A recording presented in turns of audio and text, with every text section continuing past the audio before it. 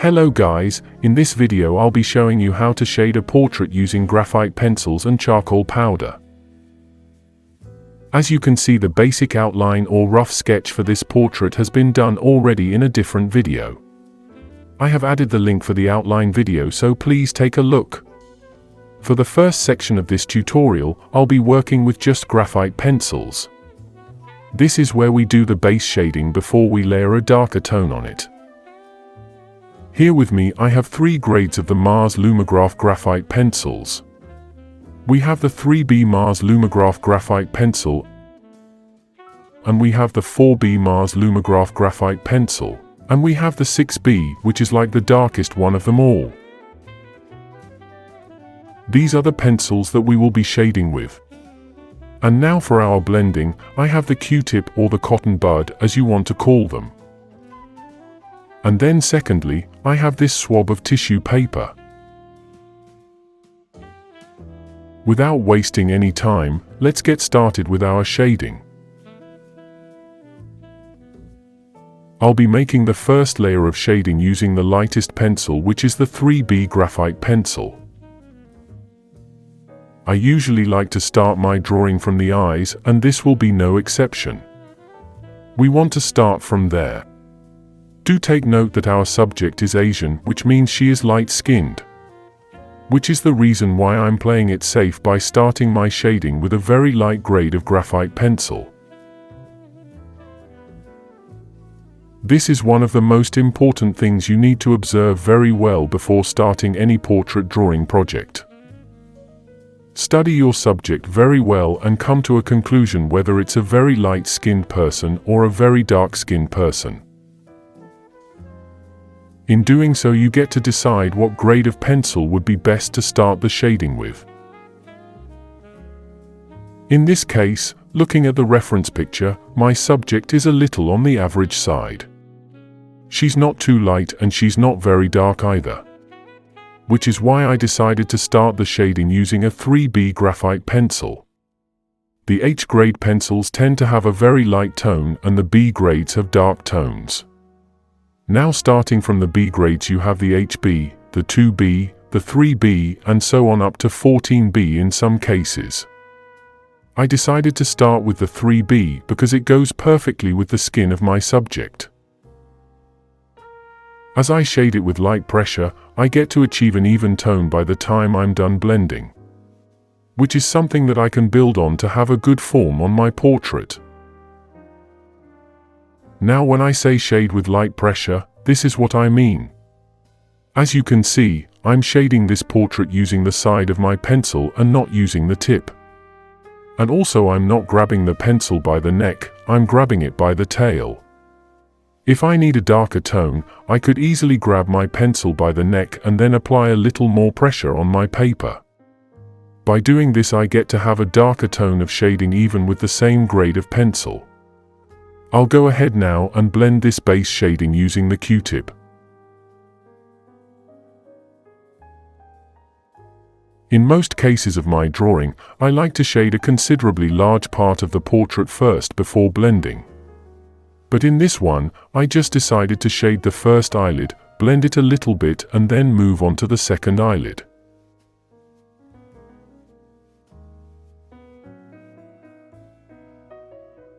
This is the part where I smoothen the shading very well by blending over it using a swab of tissue paper.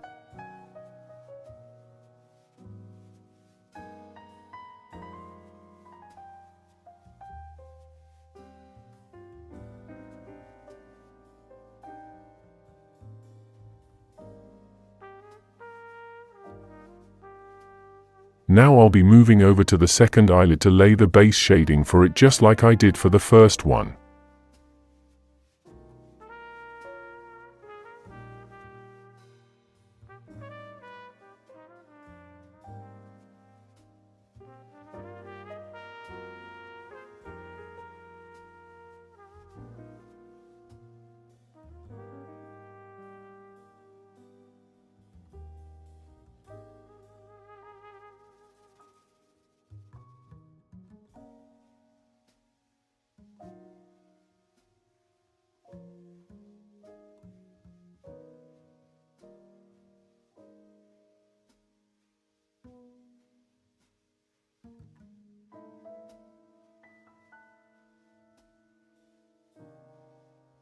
Just like I said earlier, if you're making the base of your shading, the base is the first layer. Make sure you shade very lightly, and you achieve that by shading with the side of your pencil and not the tip of your pencil.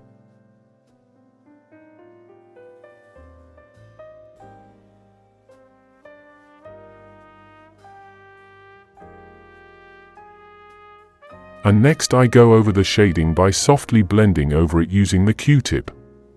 Make sure you do it very gently and softly.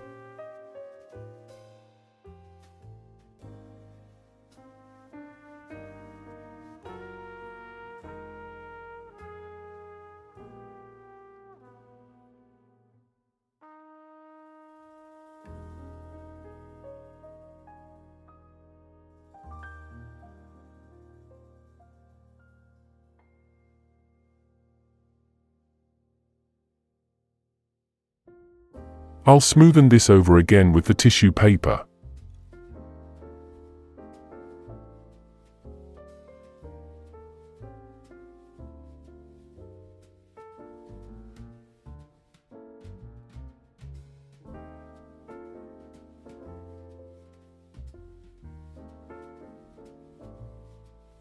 Now I'll be moving over to the forehead. This is not my favorite part to shade, by the way. But it's fun. All you need to do to get this right is to understand where the light is coming from and where the shadow is. If you understand this, you'll be able to get the perfect form for the forehead. For my subject, the light is kind of hitting her in the middle, and so both sides of her forehead are a little bit darker than the middle part. You'll get to see the effect of this later on in the video, but for now let's just keep shading.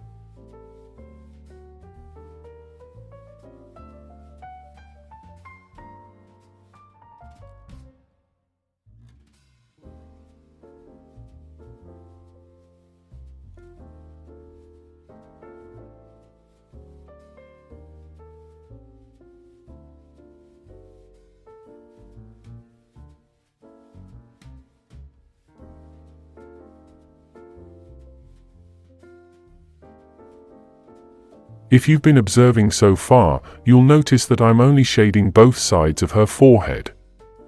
I've not touched the middle yet. I just shaded one part of the forehead, which is on the left side, and then I moved over to the right side. This is because, if your objective with your shading is to get a three-dimensional form, make it a habit to start it from the shadow and then move on to the midtone and then the highlight. You do not do it from the highlights to shadows. You do from shadows to highlights.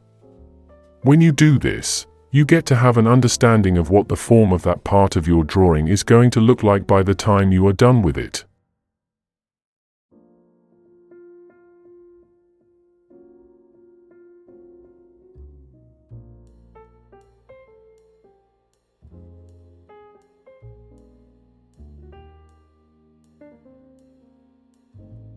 The part of the face that I'm shading now is called the glabella. It's the area between the eyebrows, and it usually has some form of depth to it. So make sure you pay attention to this. It's actually more prominent in men than it is in women, but there is always that little depth to it. So be sure to pay attention to it so that part of the face does not look flat.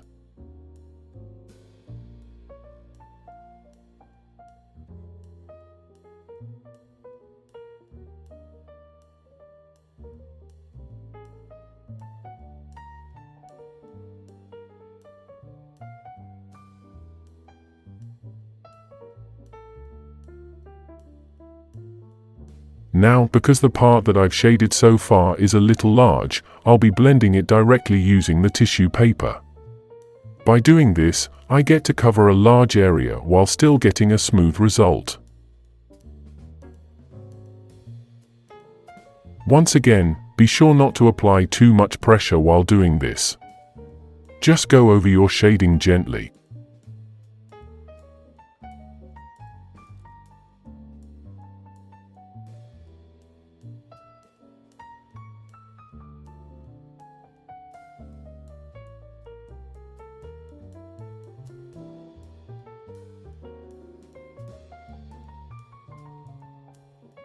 I'll go ahead and blend the glabella now using the Q-tip. As you can see, this part of my shading is not so large. So it's very okay if I use the Q-tip and not the tissue paper.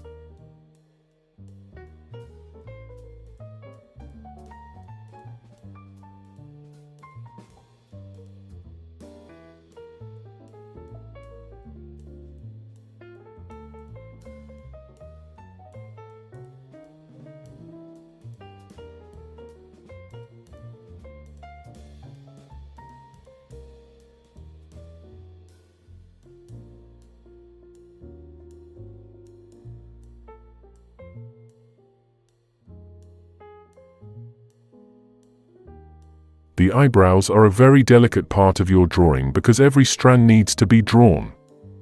And most times I usually like to do this part when I get to the detailing stage, but I'll just make a little outline of what it will look like by the time I'm detailing it. So for that I'm using my 4B graphite pencil. Drawing the strands of hair for your eyebrows requires a lot of patience and paying attention to the flows. The hair usually flows in a direction. You need to study what direction it is flowing, and then try and duplicate that on your drawing. You cannot exactly do it just the way it is in the reference, but if you understand the flow you can tweak it to your taste.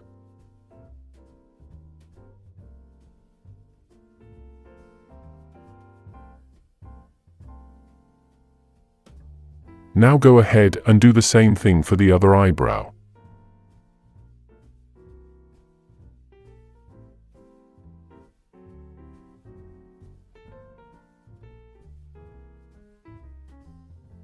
Also notice the way I've been grabbing my pencil since I started drawing the eyebrows.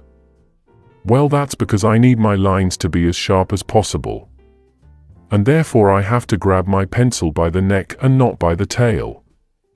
By grabbing it by the neck, I get to draw my lines using the tip of the pencil and not the side of the pencil.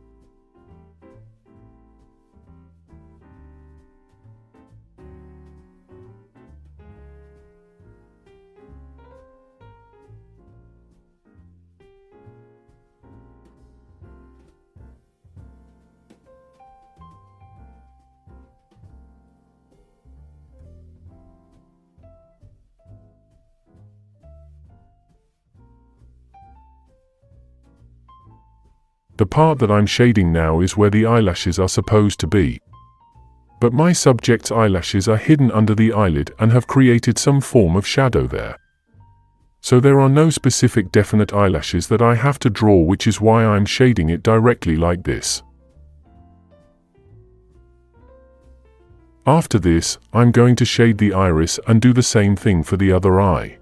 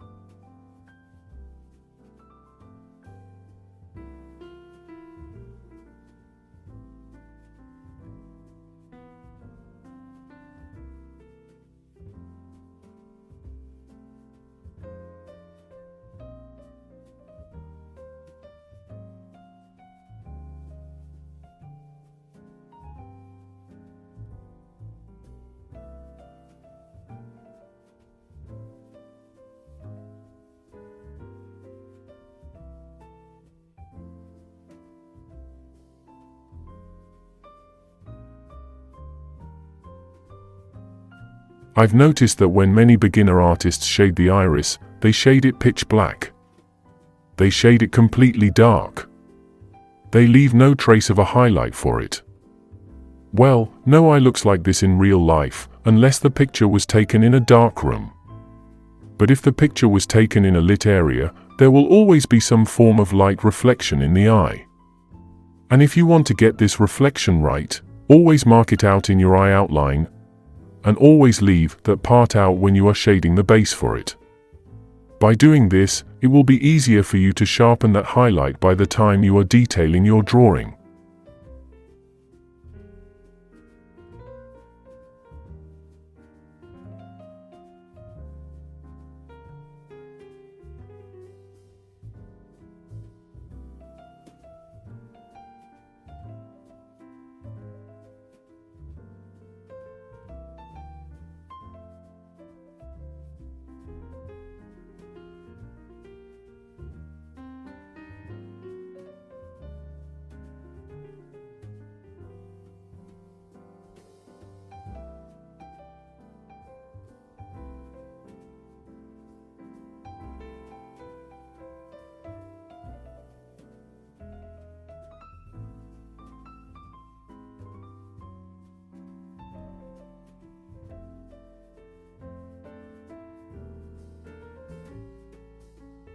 The part of the eye that I'm shading right now is called the eye bag. As the name implies, it's just a bag of fat directly under the eye. For this subject, it's a little bit more puffy than it would be for many other references. And so, in order to get it accurately, I'm creating a core shadow for it before shading over it. So by the time I'm done completing the shading in that area, you'll be able to see the three-dimensional puffiness of that part of the eye. You need to pay attention to little details like this, because it takes more than just being able to create an accurate outline to get the resemblance in your portrait. You need to be able to get your shading right as well.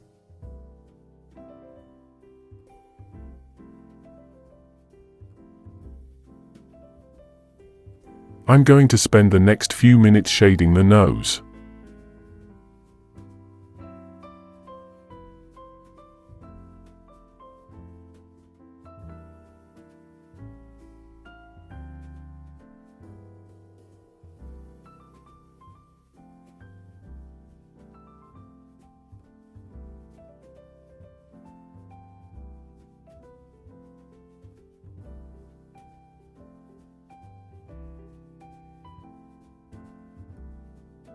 Now I'm creating the depth for the nostrils as well as the shadow that was cast by the nose.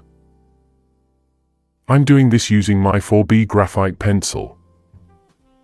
Remember, this is not our final destination. I'm still going to go over all the shading again using some charcoal powder. So just stick with me to the end.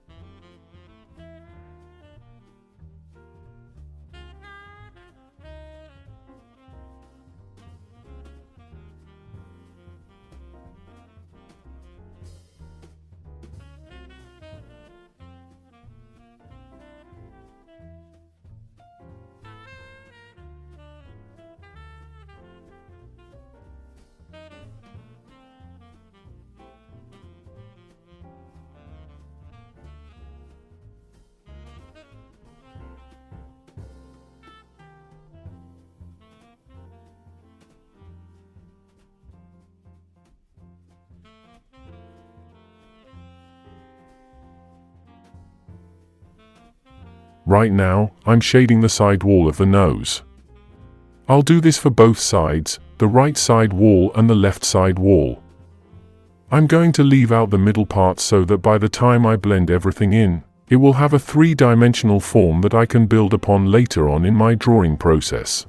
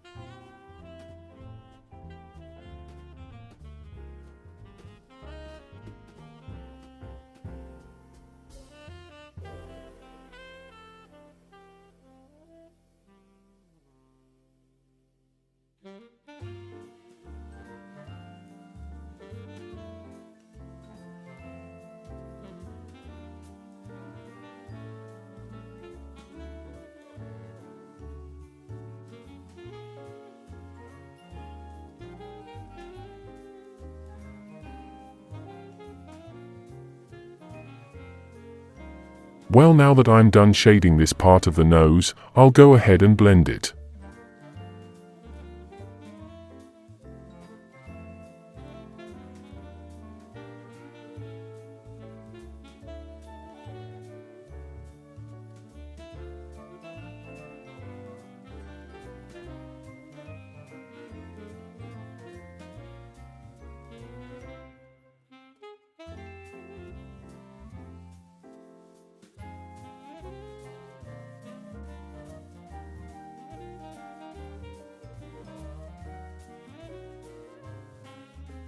For this other part of the nose, I'll be blending using my Q-tip.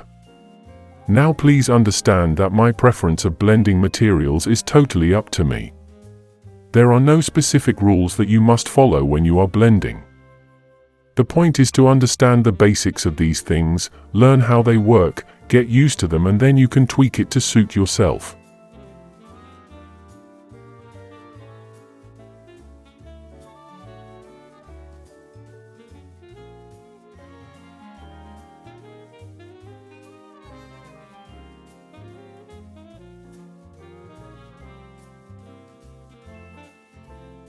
I'll go ahead and smoothen out my blending again using the tissue paper.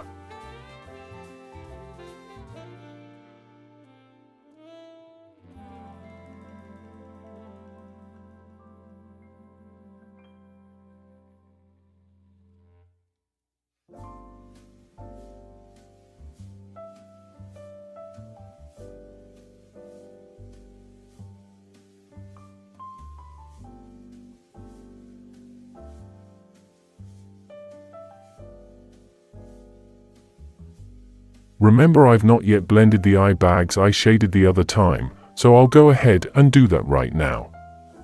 I'll blend the right eye bag and then move on to the second one on the left and do the same thing. Once again, remember to do this very gently. You don't need to apply too much pressure when doing this.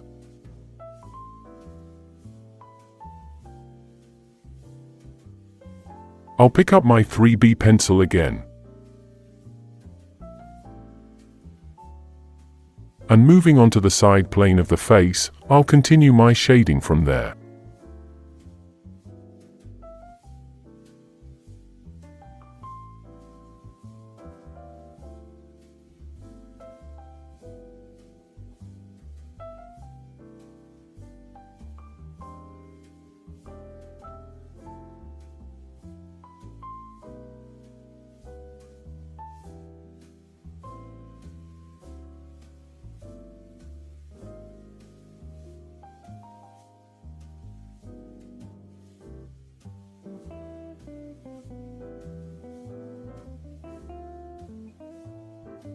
Now you might be wondering what the side plane of the face is. It's the part of the cranium where the ears sit. It's not very prominent when you're looking at your subject from the front view like I am in this portrait drawing. But no matter how small that part of the face takes in your drawing, Always make sure to give it a defined tone that sets it apart from the rest of the face.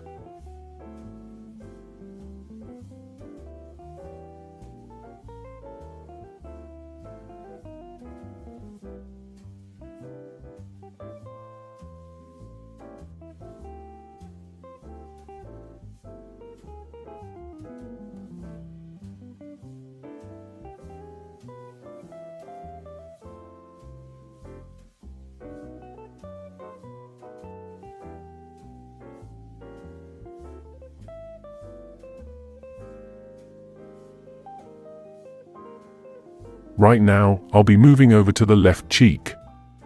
And after I'm done shading this part, I'll go ahead and blend everything that I've shaded so far.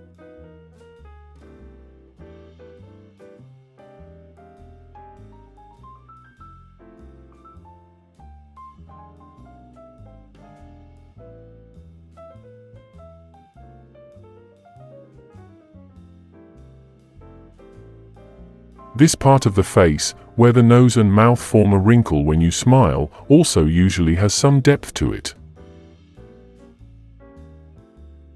This part gives the effect of pushing out the cheekbone by the time you are done shading it properly.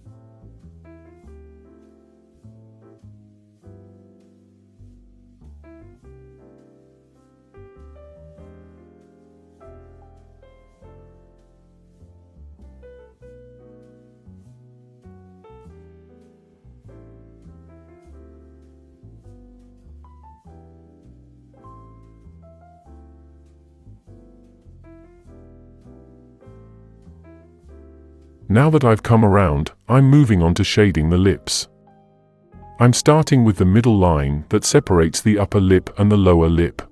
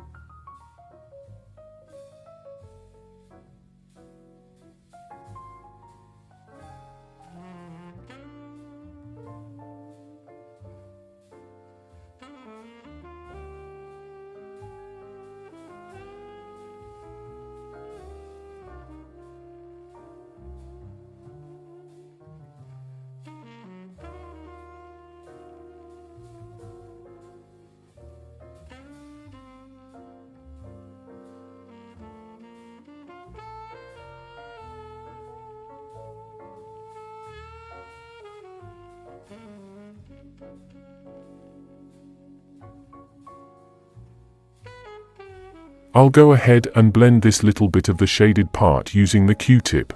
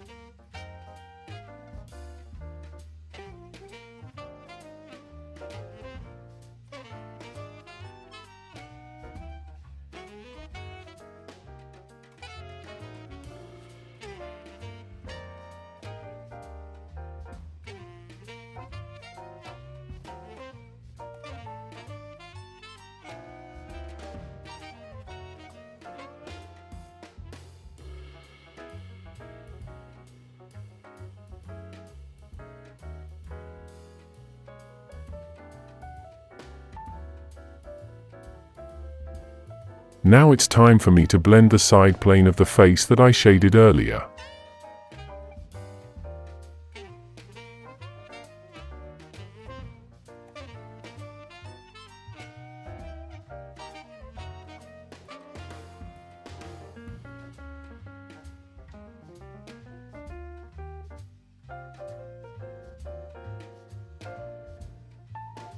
I'll go ahead and do the same thing for the left part of the face.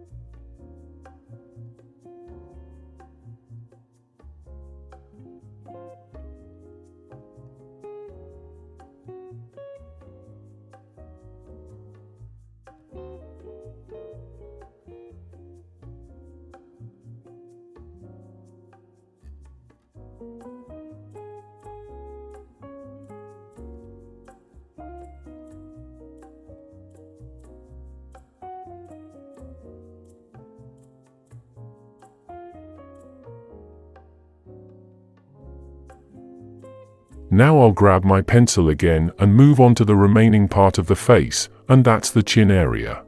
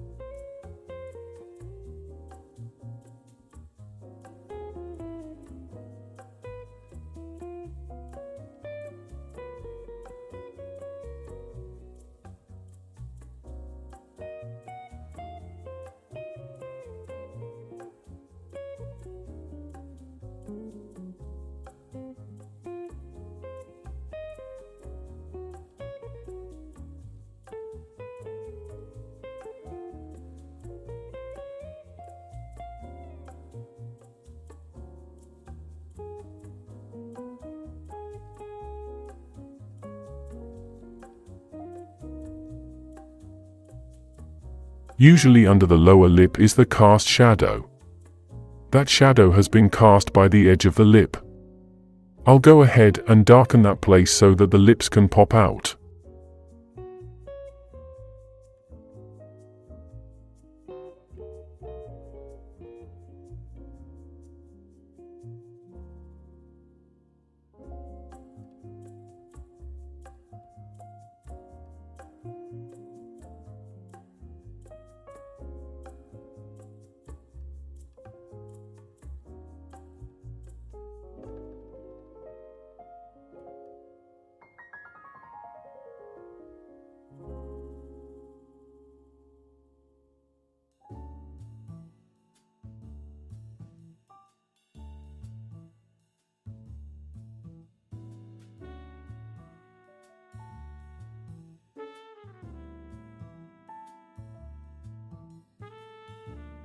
And now I'm going to blend the shadow under the lip using my Q-tip.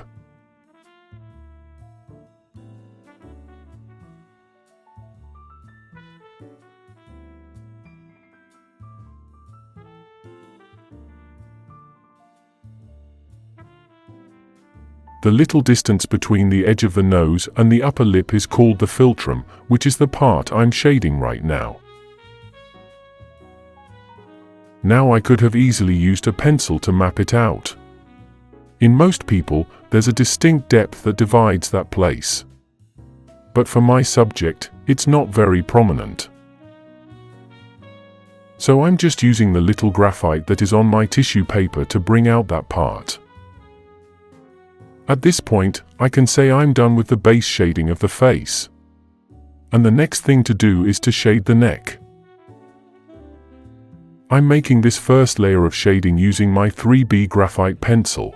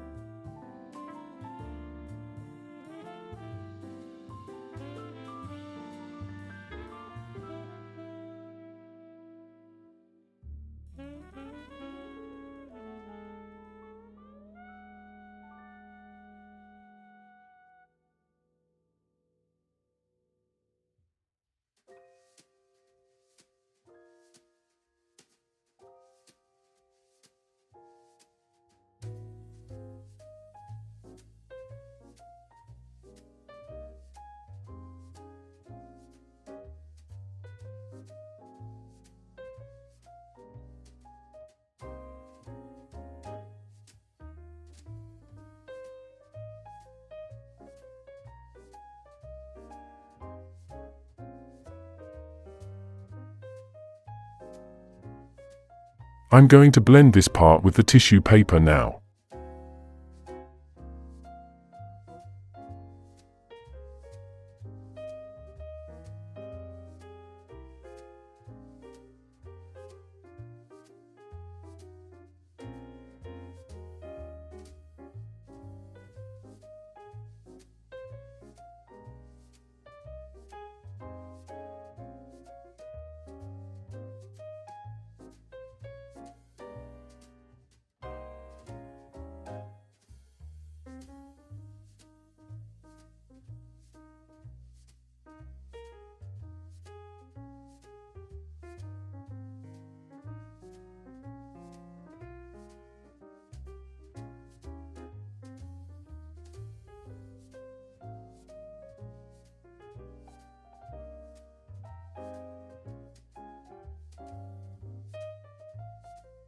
I'll just quickly go over the left ear now.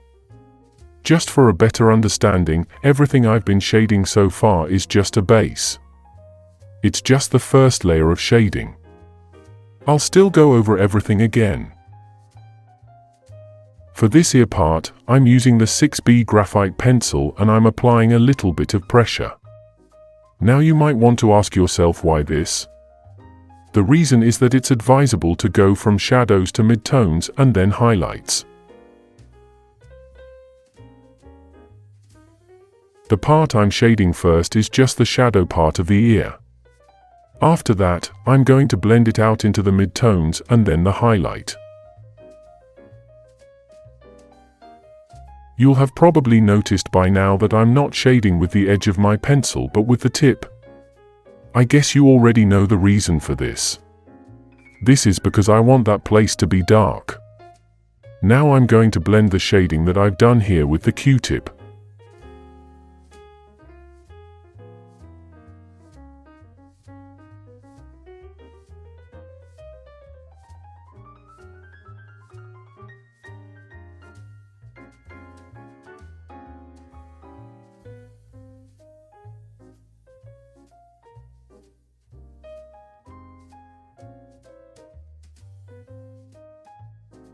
I'm going over that depth inside the ear now using my 6B graphite pencil again.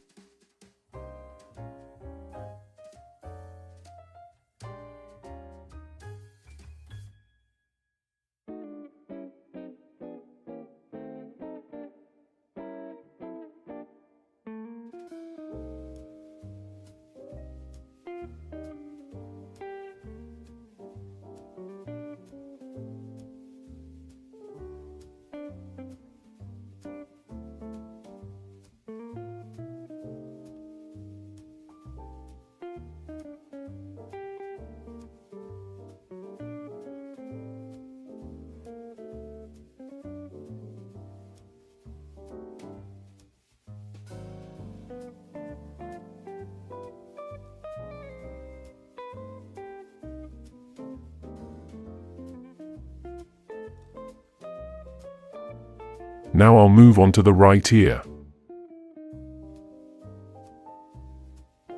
Once again, I'm starting from the shadows. I'll slowly move my way up to the midtones and then the highlights. There's not much highlights on this part of the ear.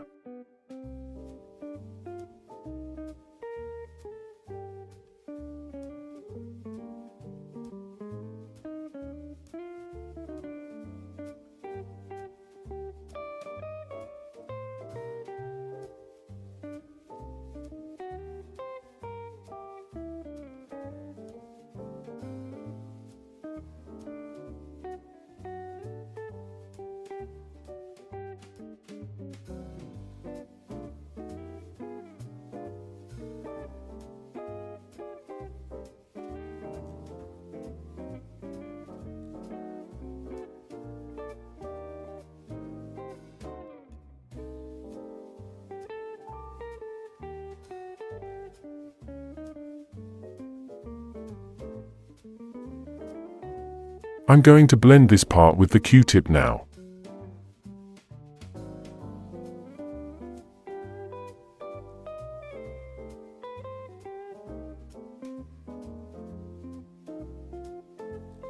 Okay, now that I've set the base shading for the face, the ears and the neck, it's time to move on to the clothes. My subject is wearing a dark hoodie. So this part of the cloth is very dark. I could easily go ahead and apply the charcoal powder directly, but I like to keep my process in specific stages. Using this method of shading with graphite first before applying charcoal powder, it becomes easier for me to achieve some certain textures by the time I get to the detailing stage of my drawing.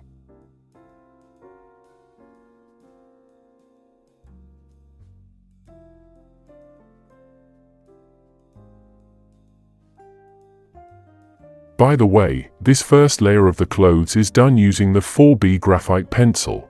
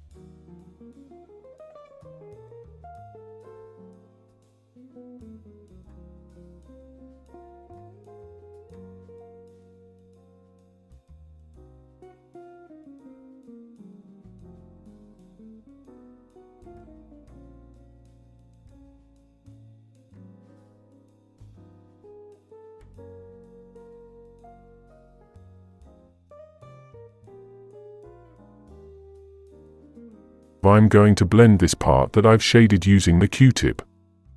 Now the choice is totally up to you. You can decide to use any other blending material. You can use a soft brush, you can use the Q-tip, you can use the tissue paper. I mean, it doesn't really matter because at the end of it all, you're still going to put a layer of charcoal powder on it. So just use any blending material that you're comfortable with.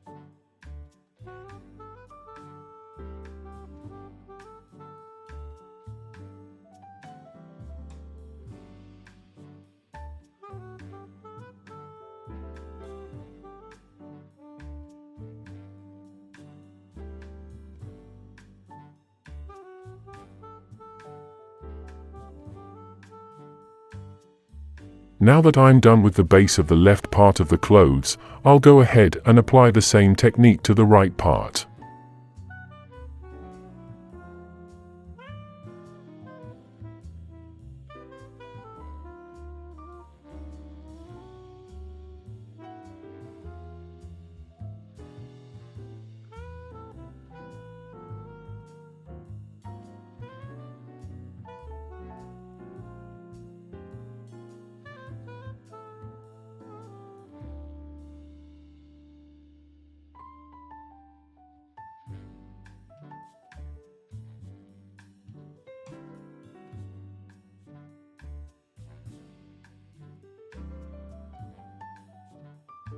I'm going to make this part as quickly as I can, because our focus for this tutorial is the subject's head.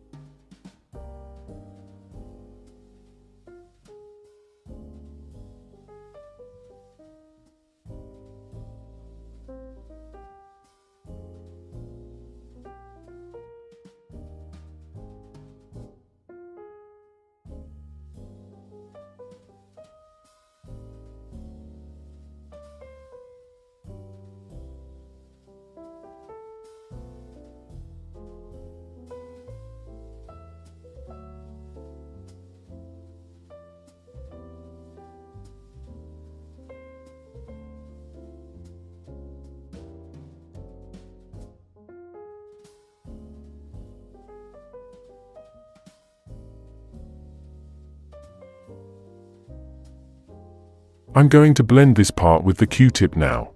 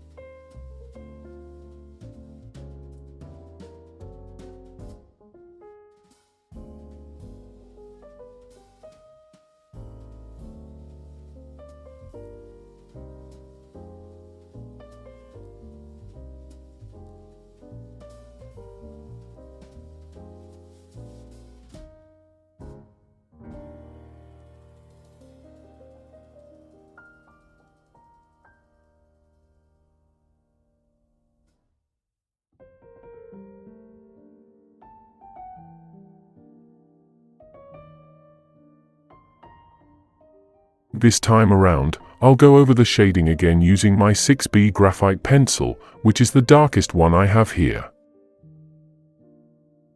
And if I'm okay with the results I get with it, I probably will not need to apply the charcoal powder anymore.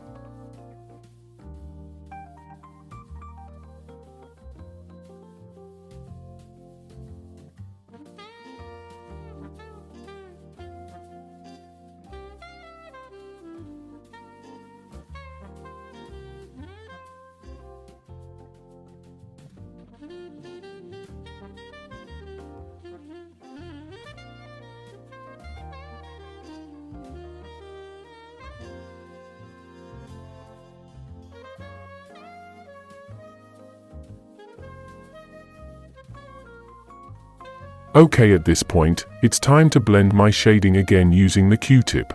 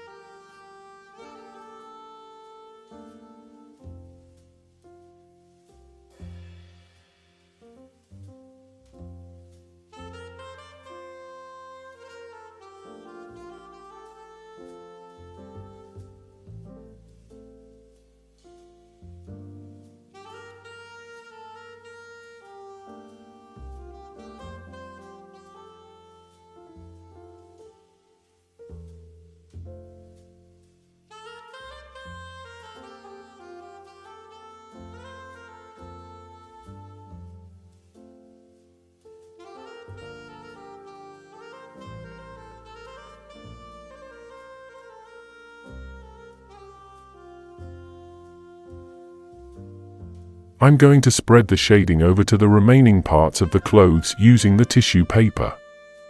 As you can see, I don't necessarily need to use my graphite pencil to shade that part. All I need to do is just spread the graphite from the part that I've shaded already. Now it's time to repeat the same technique that I used in the left part on the right part of the coat. I'll shade over it using the 6B graphite and then blend it with my Q-tip.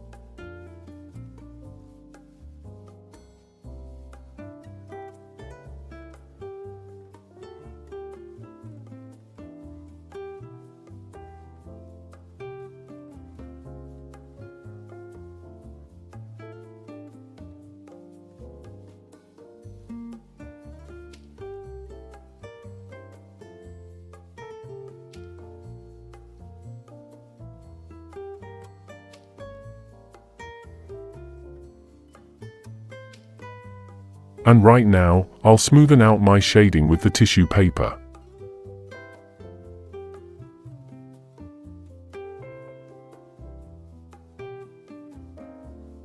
The depth that I got from shading my subject's clothes with the 6B graphite pencil is not very satisfying.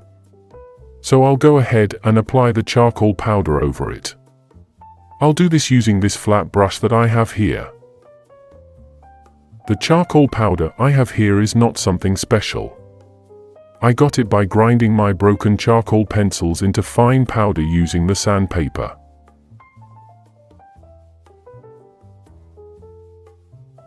Now, if you do not have any charcoal pencils that you can grind a regular block of charcoal and still get the same results. Just gently blend it into fine powder. This is something I've used before, and I can tell you for a fact that there's almost no difference between that and this one that I have here. Making good drawings is not always about the type of material to use or how expensive they have. It literally has to do with your skill level. You can make good drawings with almost any kind of material that you have with you as long as you have the right skill.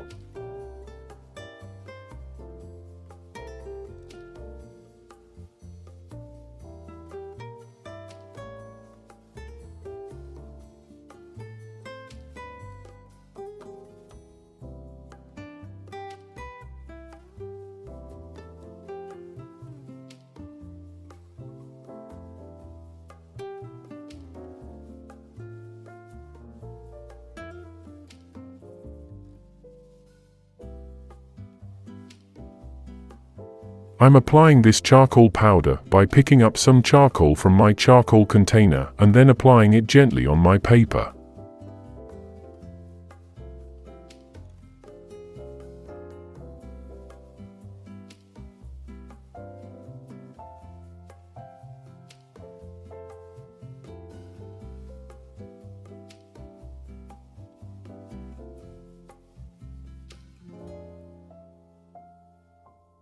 You need to be careful of the edges that you don't want your charcoal to get into because it can get quite messy at some point. This is me cleaning some mess from the neck of my subject. I don't need that place to be as dark. Now that we've got that out of the way, it's time to get back to applying our charcoal powder on the cliff.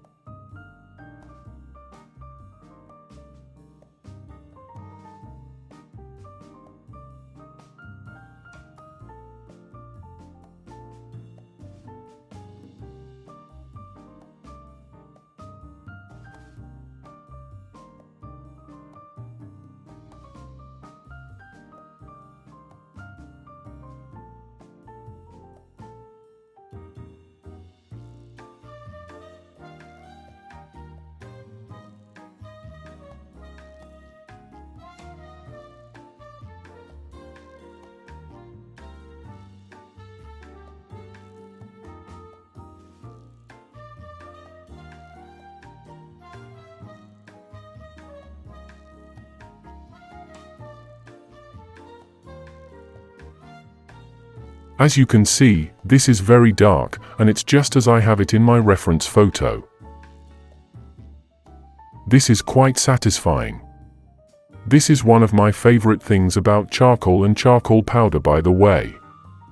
It gives you the depth that you need without having to do too much. I highly recommend it to beginners. This is because, at the beginning stage of your drawings, you might be tempted to not draw very dark. So if you have access to charcoal or charcoal powder, please make use of them. This will give you the boost that you need to get your tones right.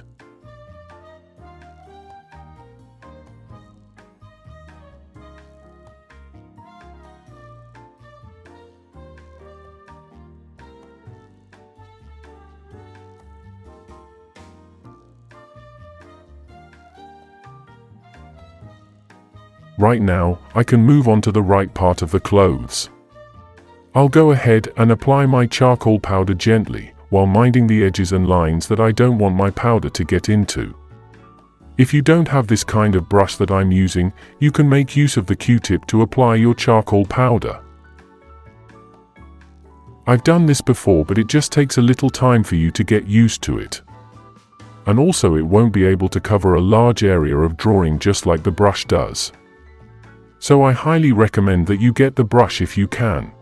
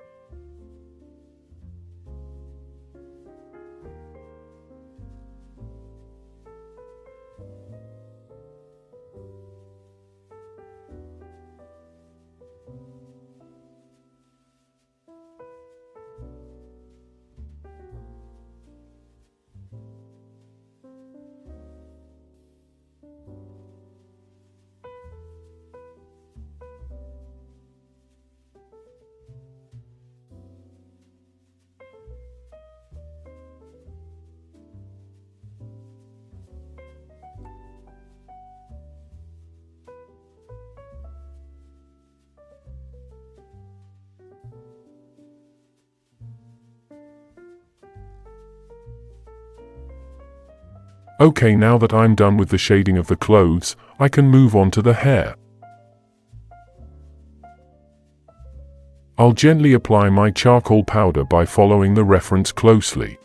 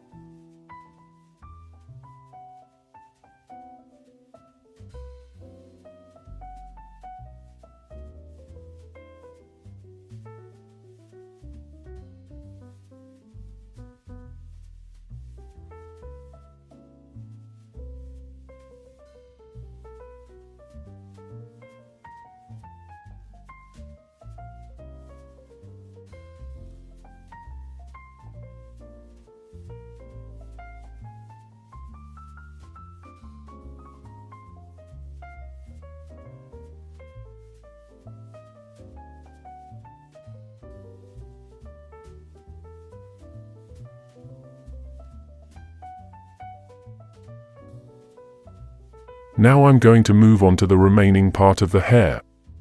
But before I apply my charcoal powder, I need to map out the blocks of hair. I need to map it out into shapes.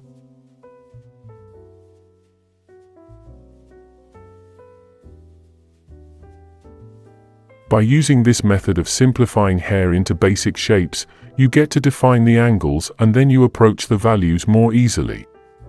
This will help you to have a defined form by the time you are done applying the charcoal powder.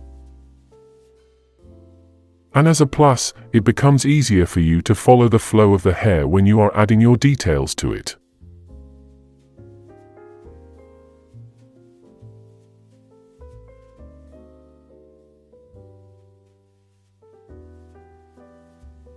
For most parts of my subject's hair, the forms come in different weird triangular shapes.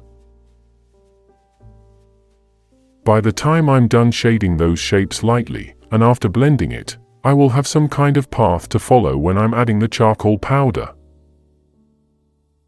It's just like a basic foundation, so I don't go ahead and build a wall without laying the foundation first.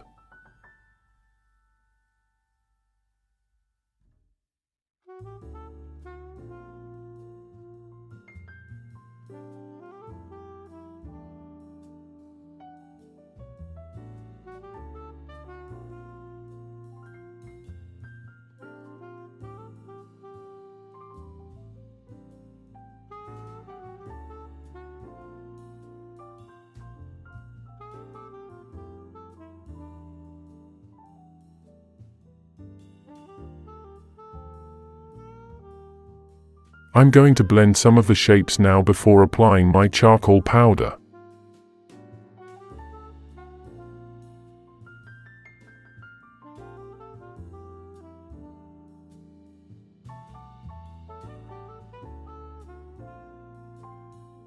You can see that even at this stage, the hair already has a flow to it.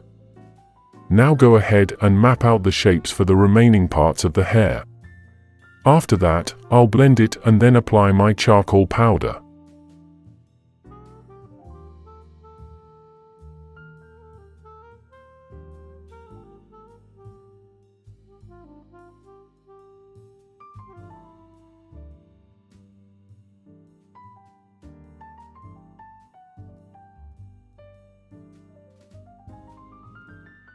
Now that the basic shapes and forms are all formed, I can go ahead and gently apply the charcoal powder by following the same shapes that I've mapped out already.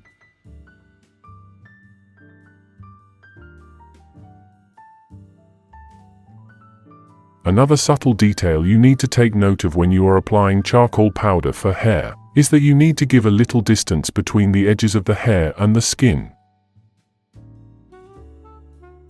When you do this, you have enough space to add loose strands of hair by the time you are detailing it, and this will give you a very realistic effect to your hair drawings.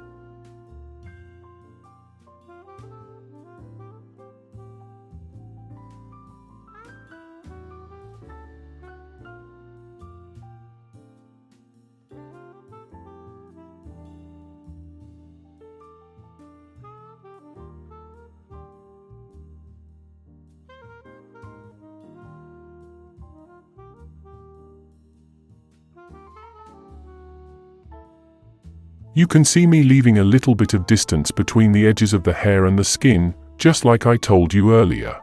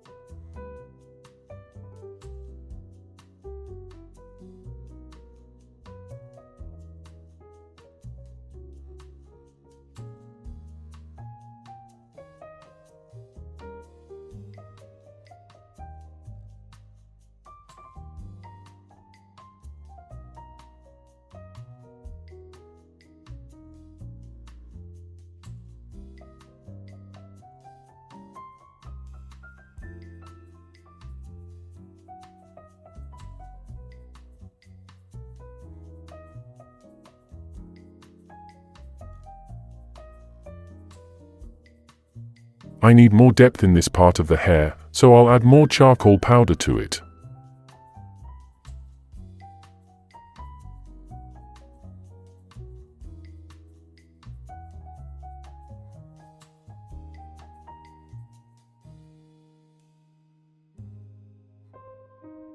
And now it's time to move on to the left part of the hair.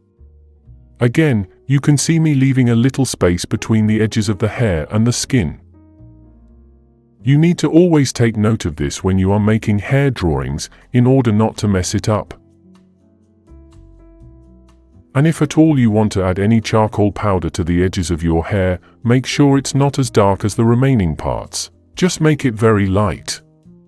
You can do this by just extending the charcoal powder from the darkest point and just use your brush to extend it to the edges.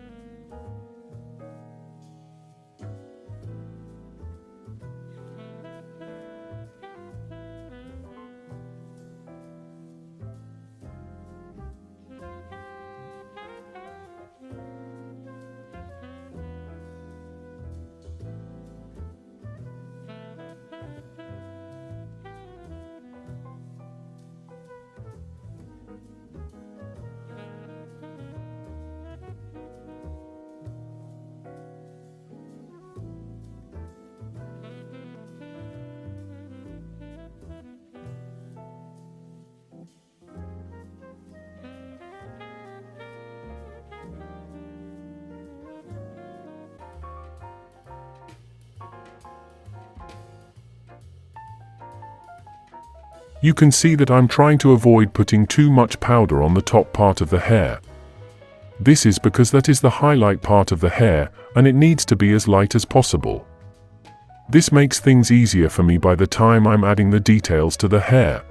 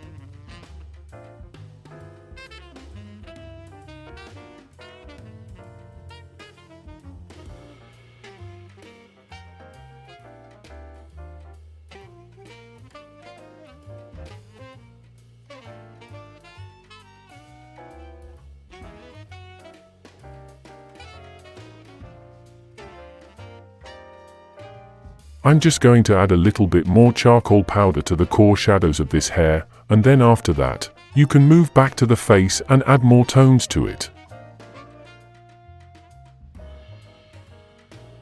You can see that even without adding any details to the hair yet, it already has a good form to it. This is as a result of me understanding the flow of the hair, and then breaking it down into shapes like I showed you before.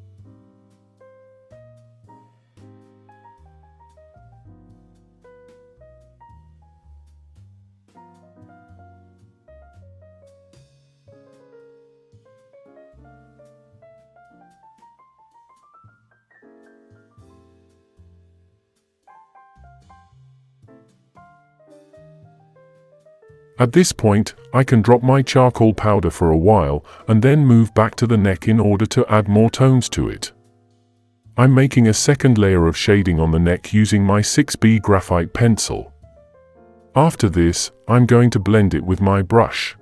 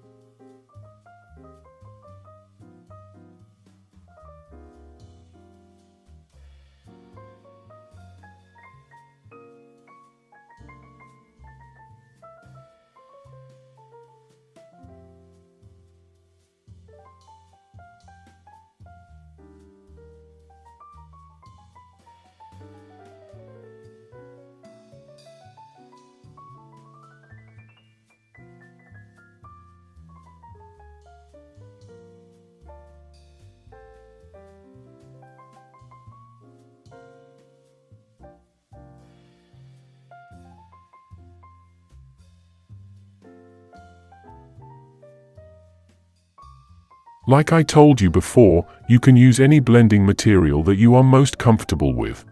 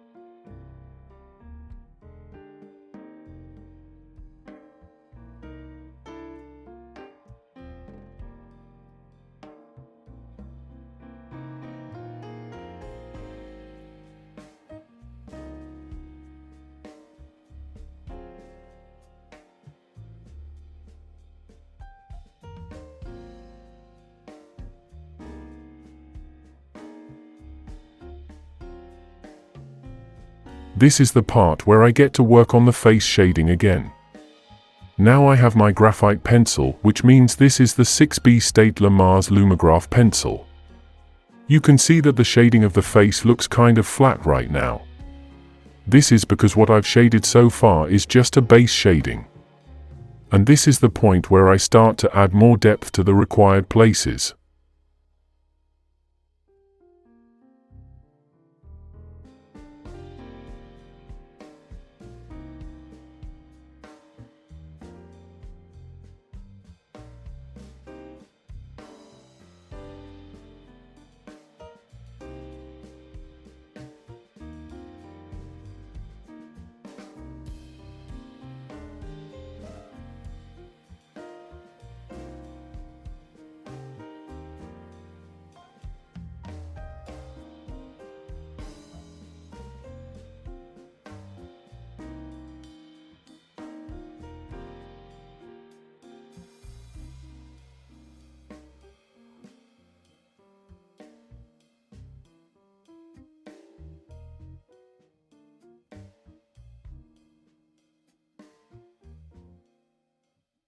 Now I'm going to do some shading on the top part of the right eye.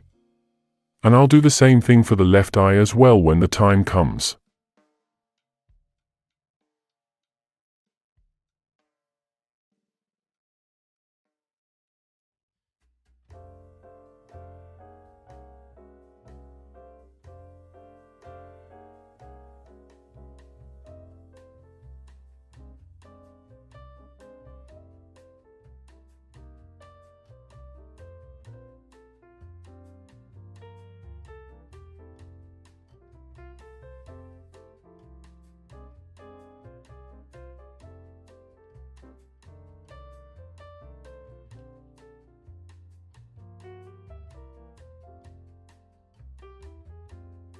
Right now, I'm adding another layer of shading to the side plane of the face.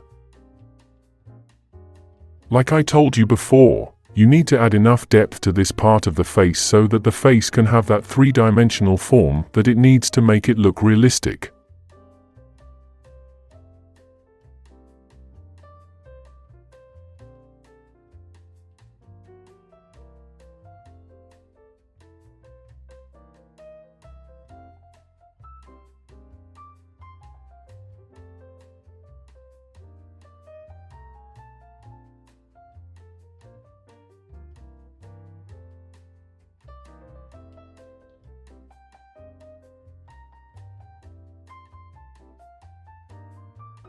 Now I'm going to blend the shading using my tissue paper.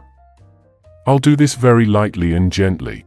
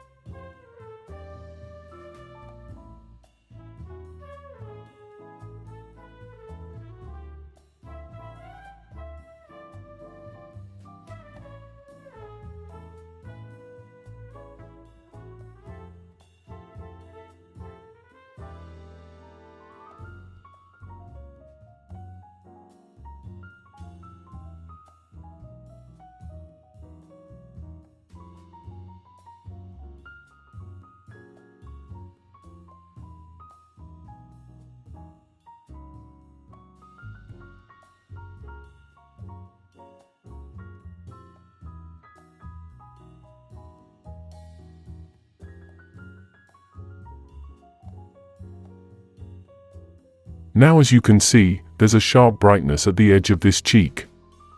I'm going to shade that and then gently blend it in so that it completely disappears.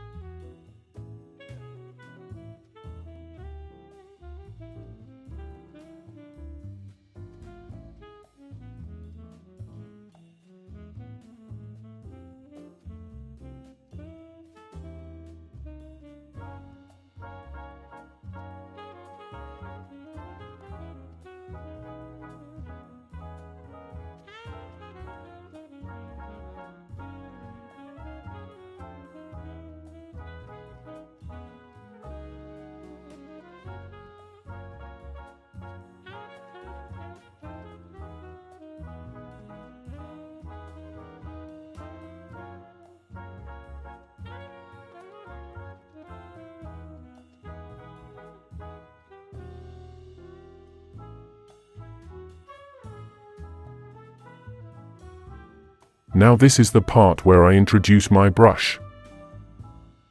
I need some subtle darkness on some parts of the face, and in order to achieve that easily, I slightly rubbed my brush over some charcoal powder.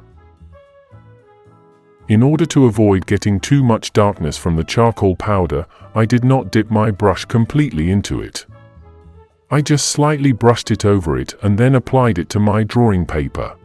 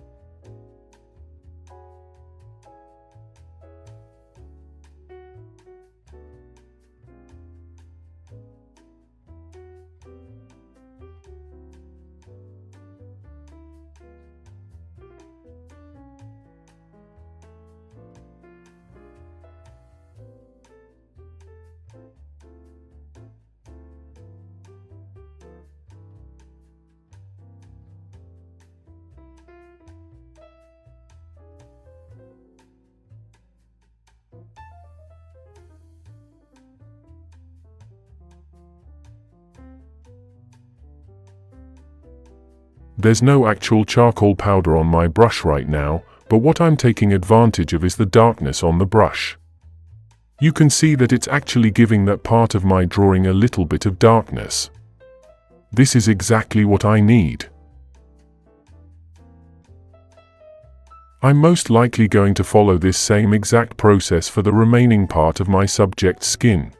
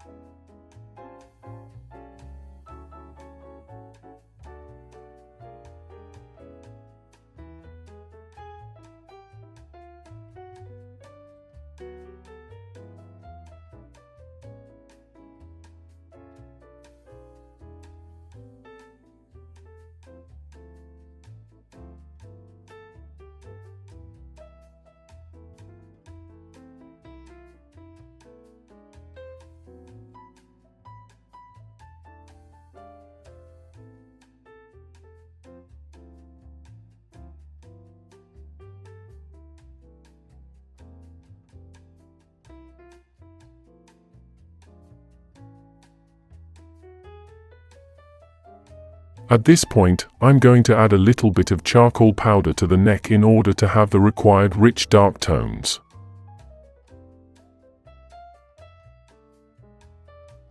Right here below the chin, there's a shadow that was cast by the edge of the chin itself. I'm going to shade that part as dark as it needs to be.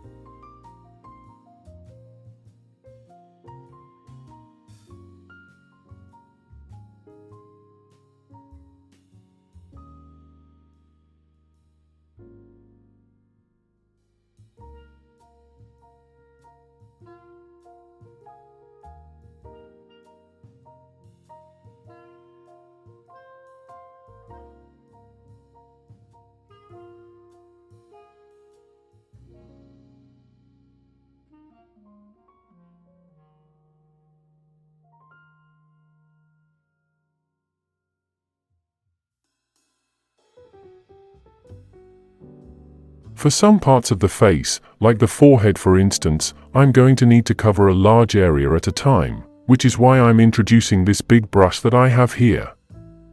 It's not very big, it's just a little bigger than the one I've been using before. I'll gently dab it over some charcoal powder and apply it to the side planes of my subject's forehead.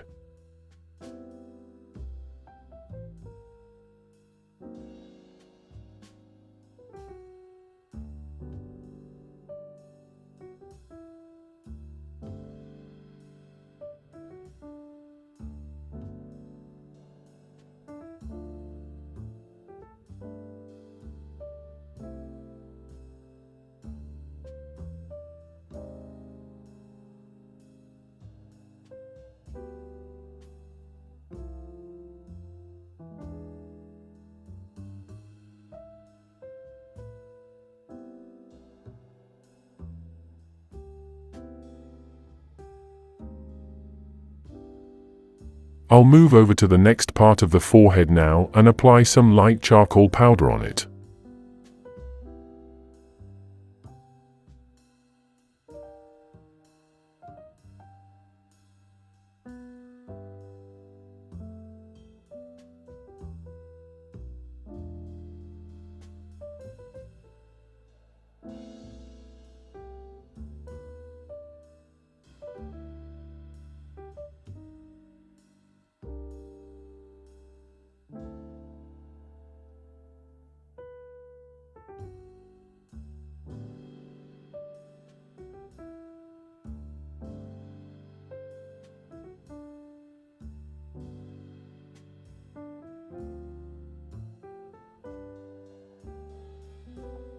At this point, I'm going to blend the edges of the hair into the skin. I do this by applying some light charcoal powder into the edges of the hair and slowly blend it into the skin. I'm doing this in order to avoid any sharp, distinct difference between the edges of the hair and the skin around it.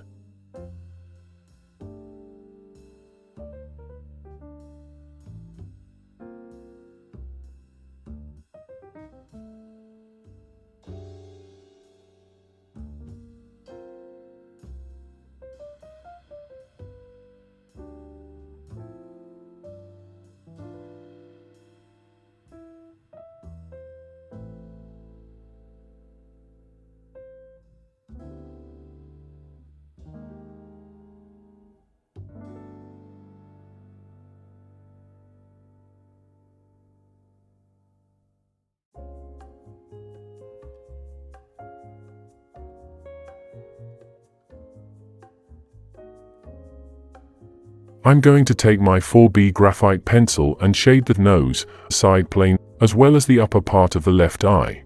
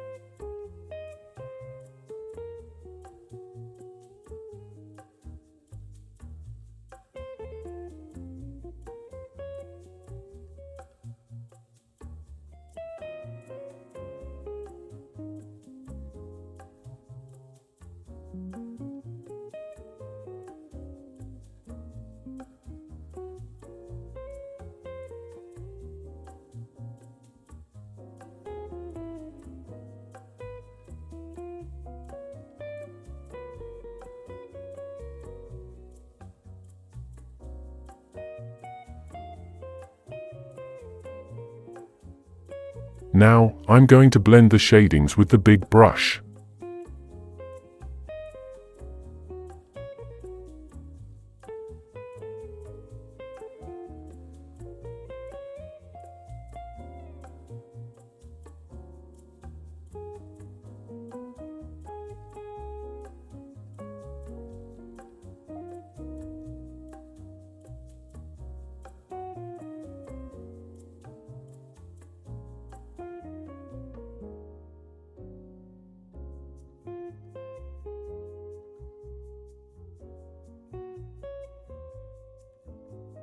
At this point, the upper part of the eyes still require some depth. I'm going to achieve this by applying some light charcoal powder on it.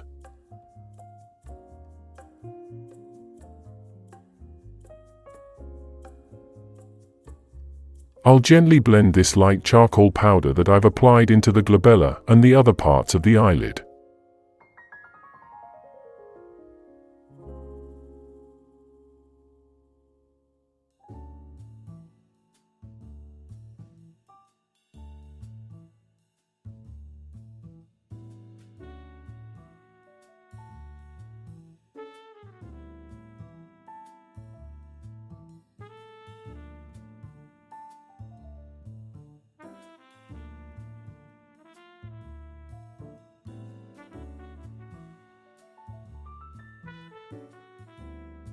Now, I'm going to use the bigger brush to blend everything into each other.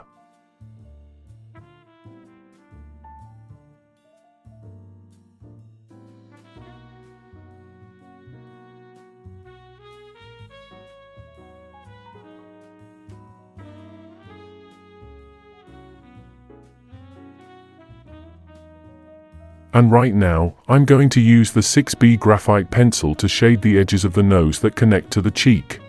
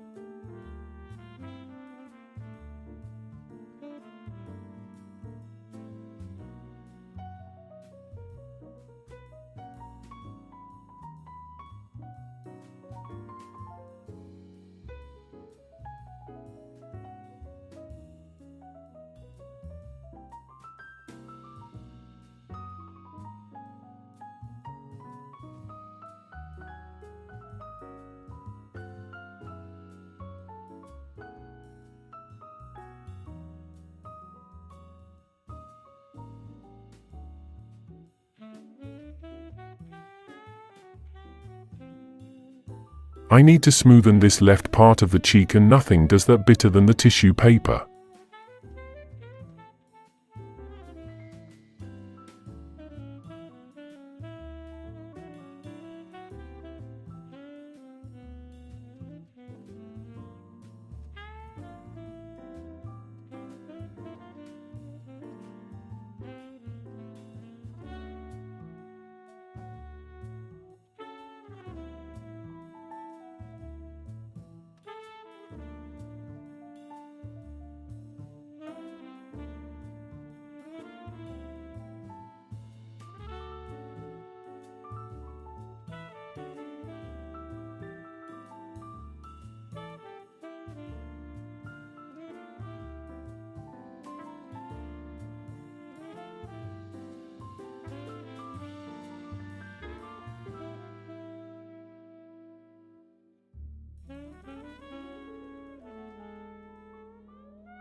At this point, I can say I'm done putting all the shades on the skin. But it still looks as if something is missing. If you look at the eyes, you will see that it lacks some darkness. I'm going to apply some charcoal powder on it using the Q-tip.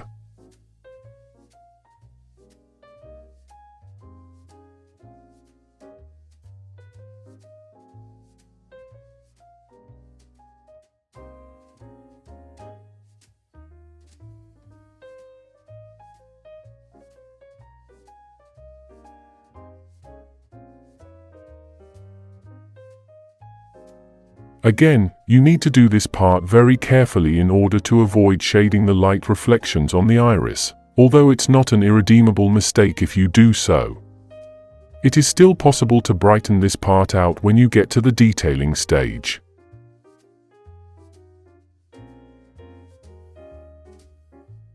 I'm going to add some charcoal powder to the second iris as well.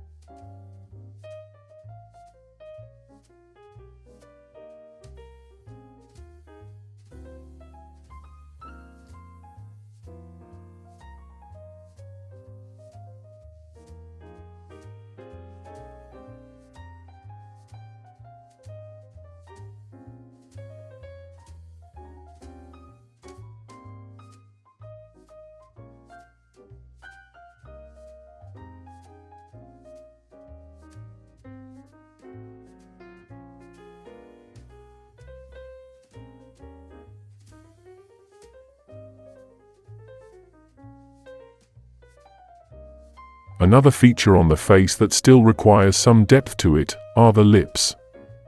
I'll go ahead and apply some light charcoal powder on them too.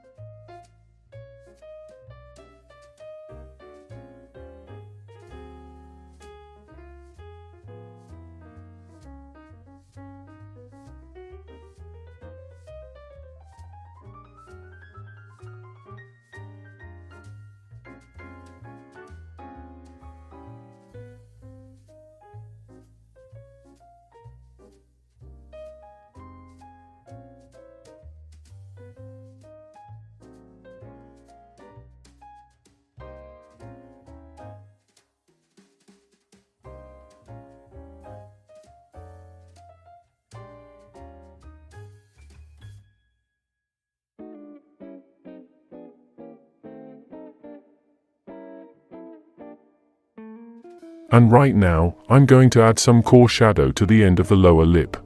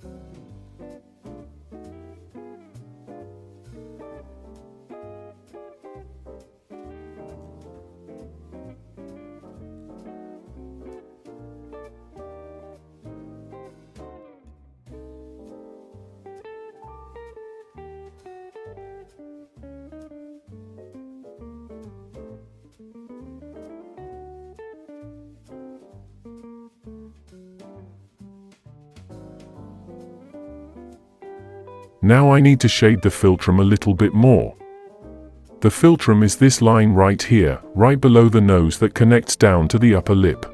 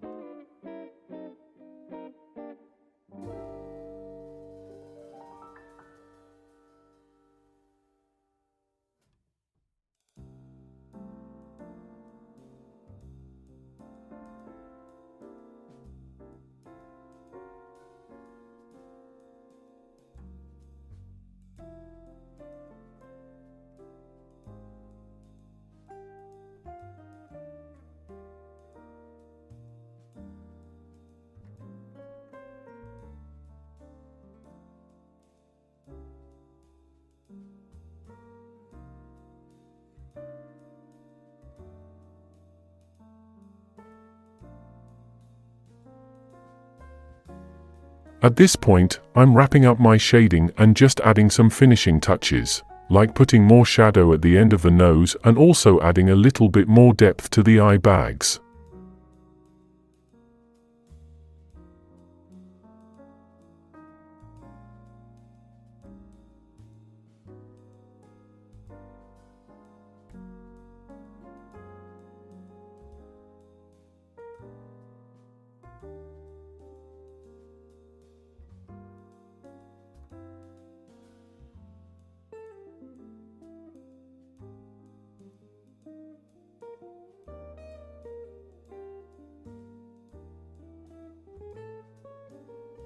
Now I'm going to add some charcoal powder to the eyelids. In order to avoid the charcoal powder flying around to parts of the drawing where it's not needed, I'm using the tip of my brush to apply it.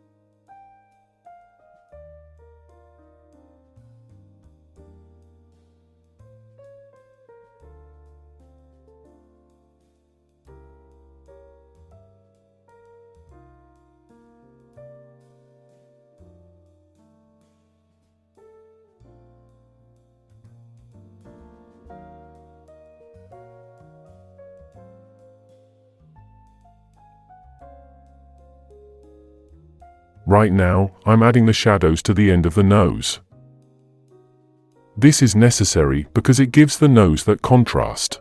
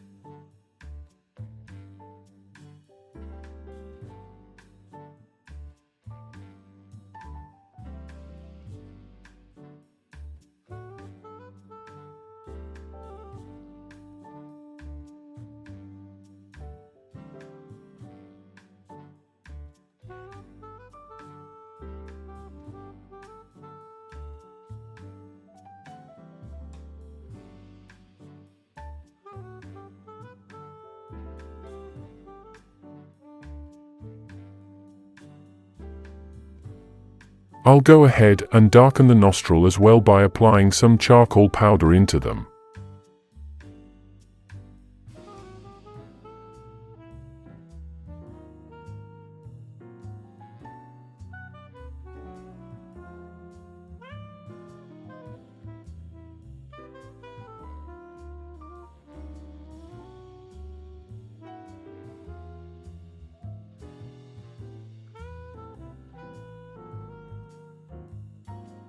I'm sure you can see the big difference between the nose before I added the shadow and now that I've added the shadow.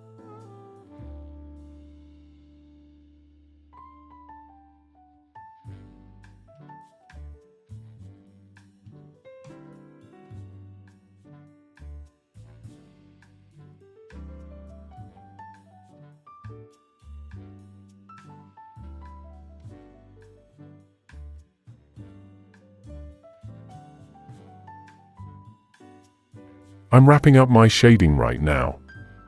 You can see that the face already has some form. The detailing stage is where I begin to define the highlights on the drawing in order to keep it sharp and realistic. Remember that there's no such thing as perfection when it comes to making art. You just have to embrace all the mistakes you make along the way. If you found this video helpful, you can go ahead and watch the detailing video as soon as it is released, so you can see how this drawing turns out. I sincerely hope you found this video very helpful. Thank you very much for watching. Please like this video and subscribe to UdoCreatives for more art content.